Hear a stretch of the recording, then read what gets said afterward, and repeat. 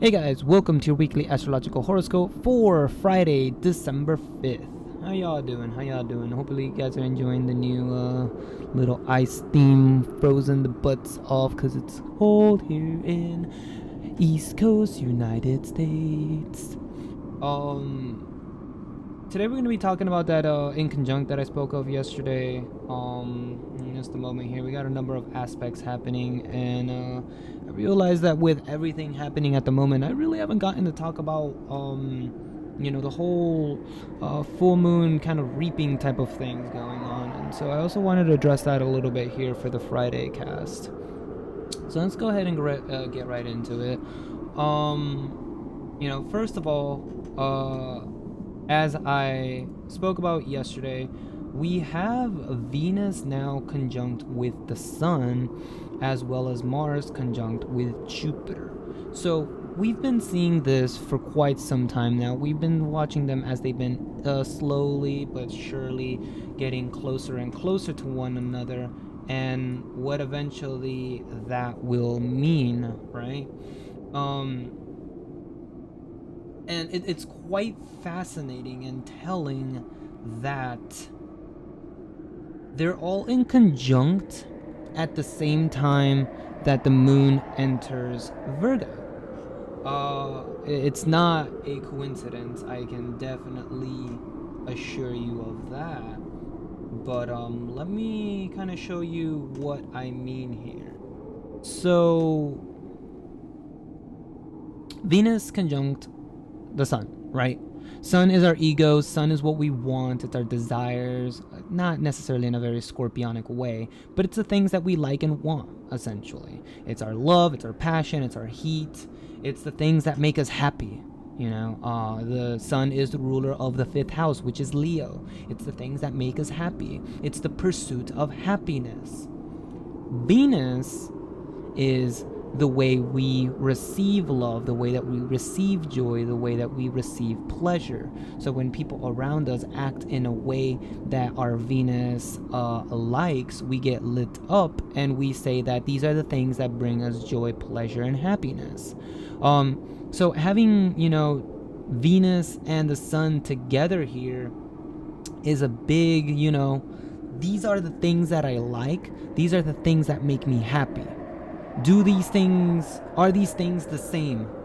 If yes, then continue forward and work towards this. If no, then realize that they are conjunct Pluto and perhaps changes need to be made. Or in fact, it may also be alluding to that the things that you want and the things that make you happy are actually going to end up changing as they transit this Pluto. So there's definitely a huge transformation in the types of things that essentially make us feel pleasurable and make us feel happy. Now, on the other spectrum here, we have the opposite sign of Venus, that is Mars. And Mars here is about what we do to make other people feel pleasured and happy and joyful, right? Venus is our receiving end. Mars is the actions we take so that others may receive them. And so, this is a very big situation, or not situation, but this is a very big moment in which we are trying to really figure out what it is that we, are the things that we like and stuff over here, but also the types of actions that we should be taking. And now, don't get me wrong, a lot of these placements right here are natal placements for me. So I have Mars in the 23rd degree of Scorpio, and I do have Venus in the 29th degree of Capricorn. So I'm about to have 2 returns in just a moment. I'm about to have a Mars return and a Venus return almost at the exact same time, which is really freaking crazy. But I know a lot of these placements. I live these placements, and I can really tell you that Mars in Scorpio is very much a truth seeker. It's somebody that will dive into the depths of darkness to find out exactly what is the truth buried beneath all the lines. It definitely influences my way of speaking, in which I will come off and make a lot of like sexual jokes and stuff. It is the 8th house of Scorpio, so its approach to others is very sexual in a way. Oftentimes you'll hear us talking on live stream about slapping titties and shit for being retards, or being punched in the giggle dick or whatever have you. These are very, if I were to use these type of language around what would be quote unquote normal people, or maybe more earth-like people, they would be like, Neo, why are you talking in such a weird way? I don't understand that. I find this to be really cool ways, just because my Mars placement is really activated with this type of behavior. And so when it's conjunct Jupiter here, this is a more magnified approach. And I'm not saying that these are my placements, these are the collective placement here. So as a collective, we're definitely going to be taking a lot more initiatives in regards to the things that we desire, the things that we like, the things that we believe others will also like. And Mars here is really about fulfilling desires, but Jupiter is about expectations, high hopes, and beliefs. And so, an expansion, of course. Kind of find this hilarious because it's like a big dick placement, but it's definitely about, these are the expectations that I have, so I'm gonna also do the expectations that I have. There's not necessarily a hive mentality.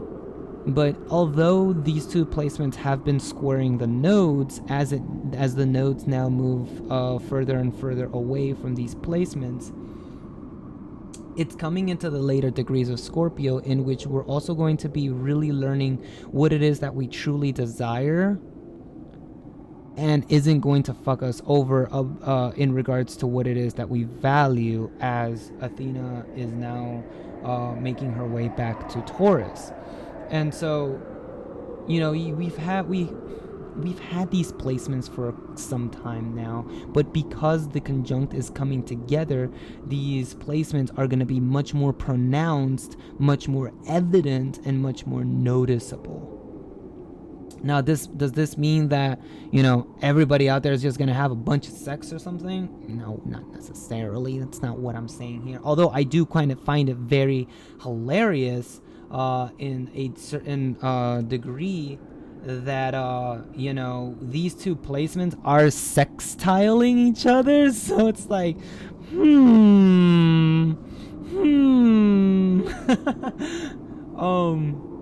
and but like not necessarily exactly what needs to happen here. It's just a very fucking hilarious thing to notice. But even more so, what I really want to talk about here as well is the placement of the moon. The moon is sextiling Mars, right? And the moon is currently going to be in Virgo. So this is really about critical analysis of what we wish emotionally. And I say wish because the moon is opposing Neptune, which is the grantor of wishes. Obviously, sometimes you gotta sacrifice something in order to get your wishes granted, but overall, it's the wish grantor. And so the moon here is trying to critically analyze, okay, I am trining Venus and the sun. I am trying to figure out exactly what it is that makes me truly happy, what makes me feel joyful, and what makes me feel pleasured. The sun in Virgo here is taking down notes It is taking down a report. It's going through, carefully analyze it, and really come into a consensus of what it is that should be nurtured and what needs to be let go. And I say let go or change because of this Pluto conjunct here with the three of them, as she herself will be trining Pluto as well. So there's definitely a transformation there, but then there's also a sextile that goes to Mars, in which we're critically analyzing whether the things that we're doing, whether our expectations are well placed, or if they've been nothing more than a Piscean dream, right? So there's a big self-reevaluation that is taking place, but the apex of this is going to be while the moon is in Virgo. That's when we're going to really find out if we're about it, or are we just walking around with a mask on. And if anything does need to be changed, there's going to be that aspect occurring with Uranus as it moves later through the sign. But, it just came out of Leo. So that's where changes really wanted to be made at that time. As the moon moves into Libra, it's really going to try to come to find a balance of these aspects that are occurring. Definitely looking to change things in a more balanced state so that we're not sacrificing too much on one side or the other side, so that they're nice and equal. So that's what the moon's task is really going to be during this transit. And again, I talked about the whole super full moon that occurred, right? What's supposed to be happening, Niwa? It's moon in Cancer. What does that all mean and stuff? And well, it's really about nurture, right? What is it? Ceres is the ruler of the fourth house cusp, which is talking about Gemini and Cancer. And so this is really about knowing the truth about what is currently happening in your life and nurturing that truth, nurturing your discovery so that you can then share it with others, right? Which would be Leo. So, and since Ceres is right now in Leo, she's already trying to share that with others. And so right now, as we look for that balance, this full moon is really trying to nurture the things that we want in our life moving forward. It's a very big nurturing phase. As right now, the sun, or not the sun, excuse me, the moon was opposing everything and its mother in Saturn, because this is the direction that we want to go in. This is the direction of things that we want to do. This is the things we want to achieve. Capricorn. It's all about achieving. It's getting things started. It's putting things out there. It's making things a reality, materializing things, manifesting things. So, that super full moon was all about nurturing all of that. But whatever it is that you nurture needs to come to some sort of agreement and balance, because you can't have two opposing forces trying to move forward when they're in complete disagreement. And so finding balance is what's really going to be kicking off things moving into the beginning of next week. Now, I kind of alluded a lot to what's basically going to be Saturday and Sunday's videos, but yeah, this is what's going on right now, and this is the big push that we're trying to figure things out. The moon is essentially going to be really critically analyzing the things in our life that we enjoy and the things in life that we do. Because as Mercury begins to move closer to Capricorn, it's going to solidify the way that we interact with others. Because Gemini is, or Mercury is the ruler of Gemini, and Gemini likes nothing more than to talk to other people, interact with other people. So we need to get our shit straight before Mercury begins interacting with everyone else. That's what's kind of going on here. And that's why all of these aspects to Chiron are so important, because they're helping us figure out where we have problems, where we have wounds, where we have issues, and try to address and fix them. That's why there's been a lot of focus on the self, sacrificing perhaps some of the selfish things that we've had within us so that we're better able to communicate with other people. Because let's be honest, there are times when a Scorpio ascendant will just like lash out at people, and then knowing full well that it's wrong, still lashes out at people and then blames everybody else for being wrong. So Vesta is here to correct a lot of those bad manners, a lot of those bad behaviors that are not conducive to oneself, as everything tries to align itself.